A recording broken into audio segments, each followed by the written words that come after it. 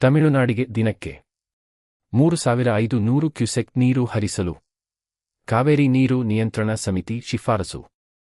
ಕರ್ನಾಟಕದ ಮುಕ್ಕಾಲು ಭಾಗದಲ್ಲಿ ಬರದ ಛಾಯೆ ಆವರಿಸಿರುವ ಹೊತ್ತಿನಲ್ಲೇ ತಮಿಳುನಾಡಿಗೆ ಕರ್ನಾಟಕವು ಪ್ರತಿದಿನ 3,500 ಕ್ಯೂಸೆಕ್ ಕಾವೇರಿ ನೀರನ್ನು ಹರಿಸಬೇಕು ಎಂದು ಕಾವೇರಿ ನೀರು ನಿಯಂತ್ರಣ ಸಮಿತಿ ಸಿಡಬ್ಲ್ಯೂಆರ್ಸಿ ಮಂಗಳವಾರ ಶಿಫಾರಸು ಮಾಡಿದೆ.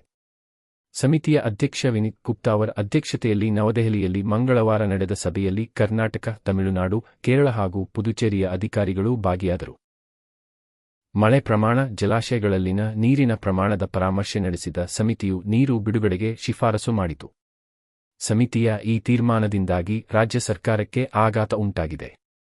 ಮುಂಗಾರು ಆರಂಭವಾಗಿ 2 ತಿಂಗಳು ಕಳೆದರೂ ಕಾವೇರಿ ಜಲಾನಯನ ಪ್ರದೇಶದ 4 ಜಲಾಶಯಗಳು ಅರ್ಧದಷ್ಟು ಭರ್ತಿಯಾಗಿಲ್ಲ. ಇಂತಹ ಸನ್ನಿವೇಶದಲ್ಲಿ ತಮಿಳುನಾಡಿಗೆ ನೀರು ಬಿಡುಗಡೆ ಮಾಡಲು ಸಾಧ್ಯವಿಲ್ಲ ಎಂದು ಸ್ಪಷ್ಟಪಡಿಸಿರುವ ಕರ್ನಾಟಕ ಸರ್ಕಾರ, ಸಮಿತಿಯ ಶಿಫಾರಸ್ಸಿನ ವಿರುದ್ಧ ಕಾವೇರಿ ನೀರು ನಿರ್ವಹಣಾ ಪ್ರಾಧಿಕಾರಕ್ಕೆ ಸಿಡಬ್ಲ್ಯೂಎನ್ಯ ಮೇಲ್ಮನವಿ ಸಲ್ಲಿಸುವುದಾಗಿ ಪ್ರಕಟಿಸಿದೆ.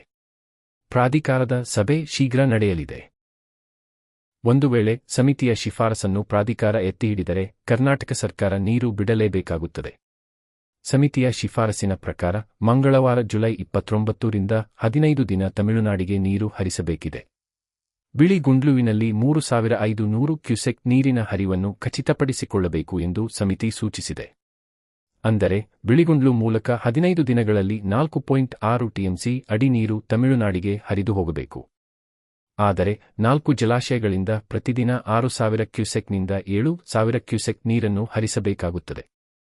15 ದಿನಗಳ ಅವಧಿಯಲ್ಲಿ ರಾಜ್ಯದ ಜಲಾಶಯಗಳ ನೀರು 5 ಟಿಎಂಸಿ ಅಡಿಯಷ್ಟು ಕಡಿಮೆಯಾಗುತ್ತದೆ.